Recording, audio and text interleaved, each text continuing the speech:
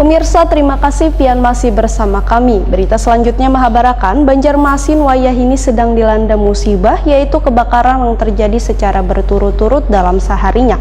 Pemko Banjarmasin memberikan santunan pada korban musibah kebakaran di Jalan Tembus Mantwil, Banjarmasin Selatan. Bantuan ini diserahkan PLH Sekda Banjarmasin didampingi PLT Kepala BPBD Banjarmasin jelang tengah hari Kamis 20 Mei 2021. Pemerintah Kota Banjarmasin memberikan santunan pada korban musibah kebakaran di Jalan Tembus Mantwil, Banjarmasin Selatan. Bantuan ini diserahkan PLH Sekda Banjarmasin Muhyar MAP, didampingi PLT Kepala BPBD Banjarmasin Edi Wibowo, jelang tengah hari Kamis 20 Mei 2021.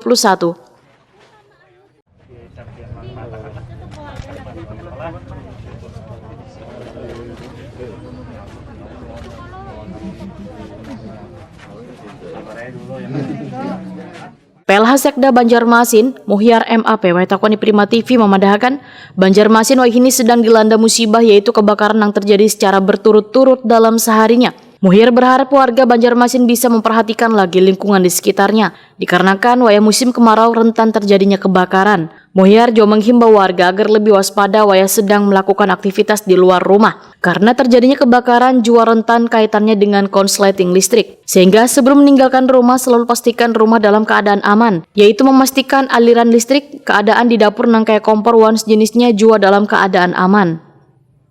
Kami himbau untuk warga yang